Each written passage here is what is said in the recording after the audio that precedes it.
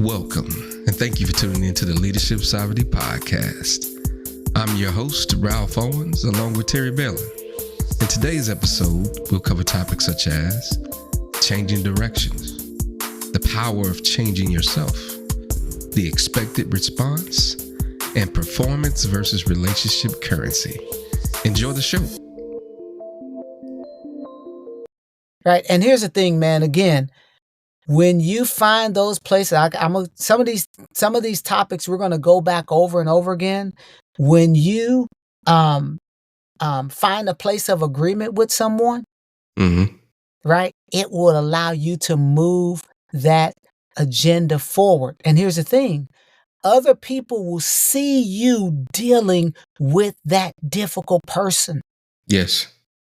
You see what I'm saying? Your good deeds are not going to be untold. Because here's the thing. You're not the only one that knows that this person is the way they are. Oh, yeah. But when you're not in that room, someone can say, man, I saw how they dealt with that person. Man, you would have thought that it didn't bother them at all. Right. If they only knew. You know what I'm saying? So, man, I'm telling you, lock into who you are. Lock into your interests. Lock into your passion, right? Because then that is going to fuel your motivation to move forward and to better operate.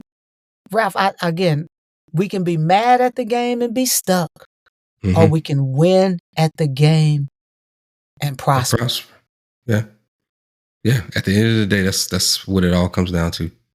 I don't think anybody just wants to be in a situation where they're just completely frustrated and unhappy for the rest of their career, right?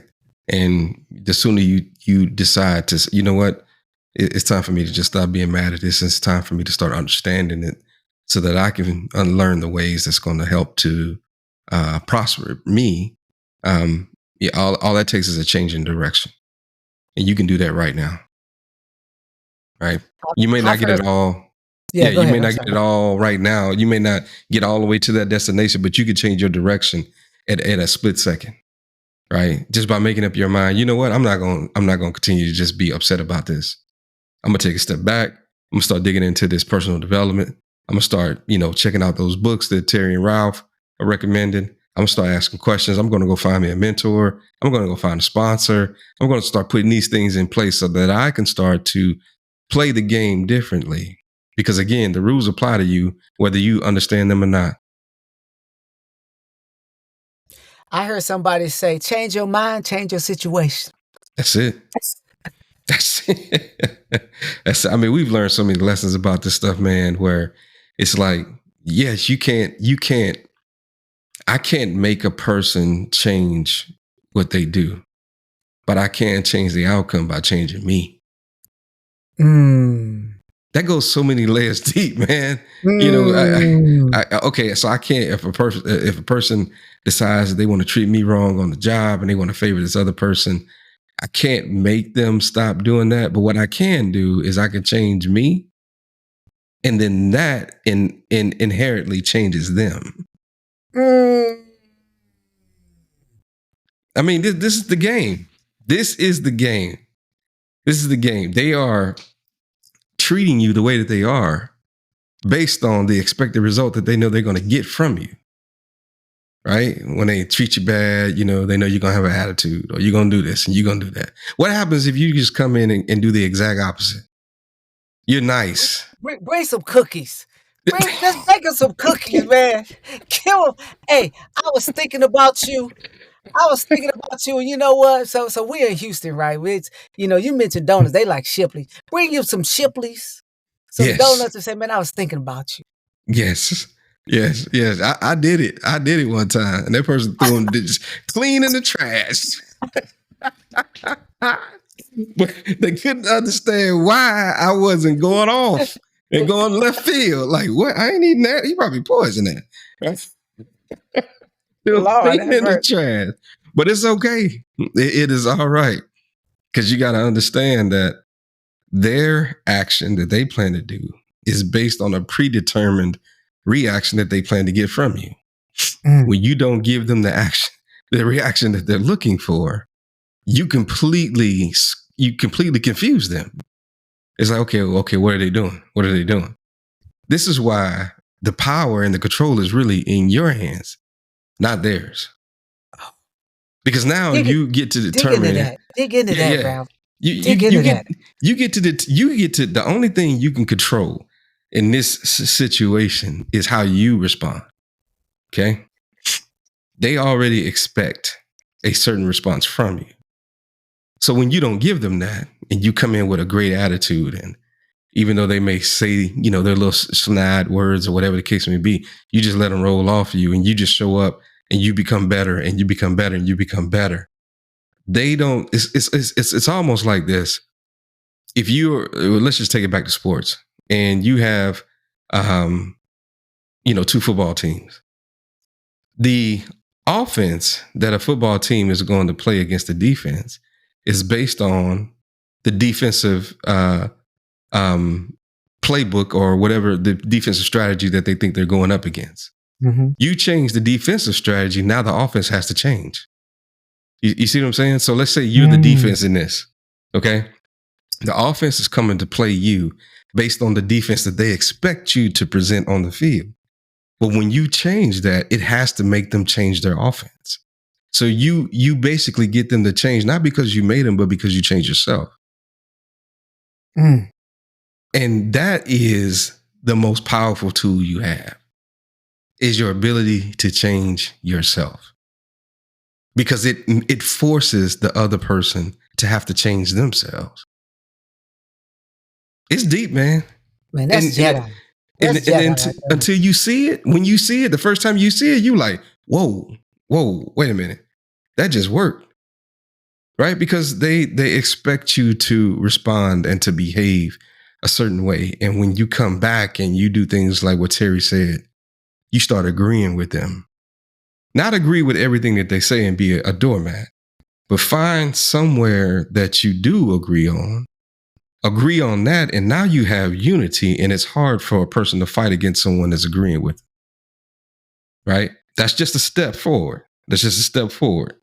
Right? But there's so many little things that you can do along the way, but they all 100% involve you changing you and not trying to change them. When you focus on yourself and changing yourself in the way that you bring to the table, your playbook or your defense, it causes the offense to have to change the way that they play against you. Right? But there's so many great strategies. I want to kind of go back to one thing that Ms. Harris said, because I thought it was so powerful. I wanted to tell you about this. She said, I was looking at my notes. She said there are two types of currency in this corporate America environment.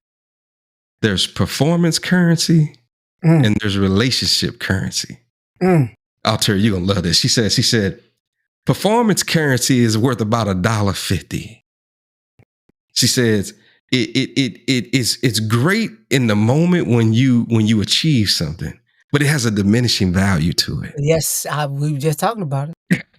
She said it has a diminishing value to it. Yes. So, let's say you did this one thing on January 1st and you're a rock star and everybody, loves what you do. January 1st of next year, they can barely remember what you did.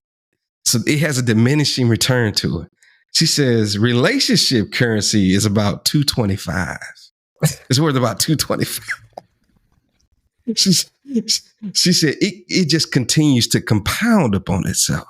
I said, "Ooh, Lord, So here's the thing. So what? Let me make sure I'm getting this. Performance basically is the moment. It's kind of like buying a car. Okay. The moment you drive it off the parking lot.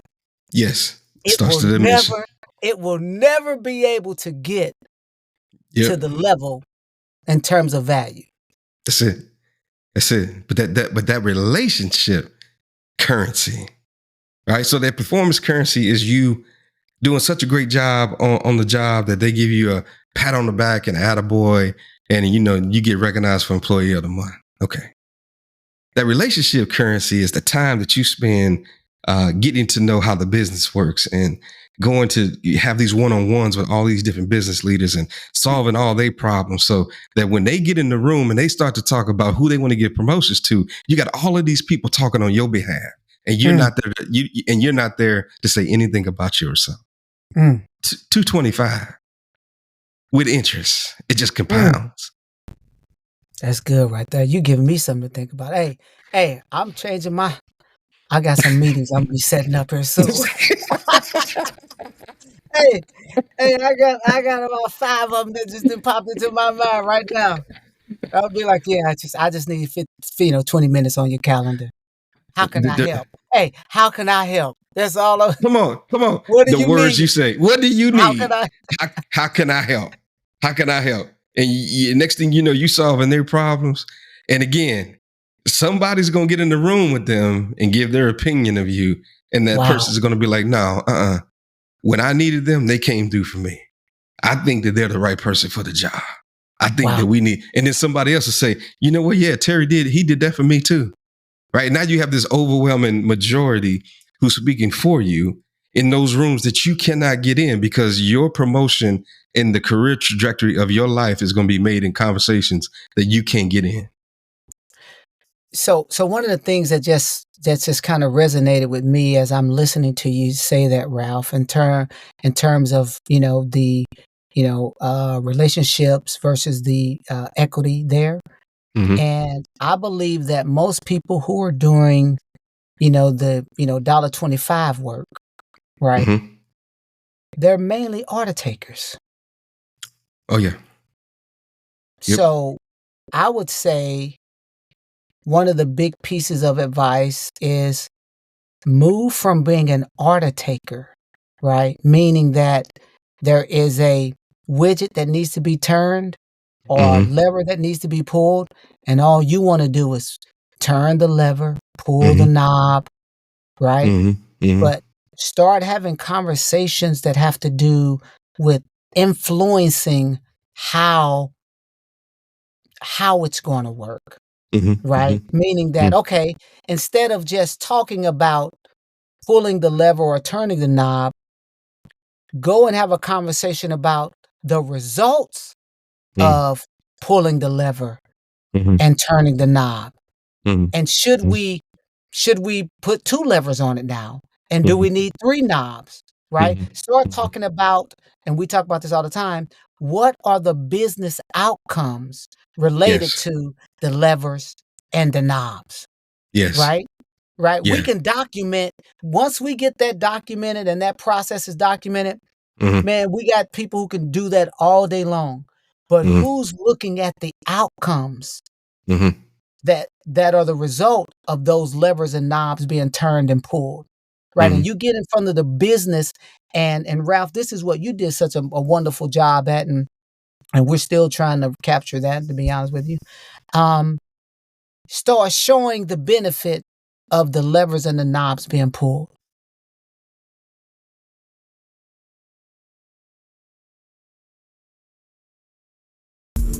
Thank you for listening to the Leadership Sovereignty Podcast.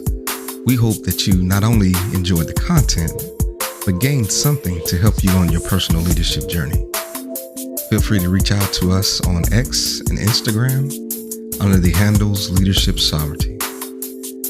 Until next time, stay safe, peace, and blessings.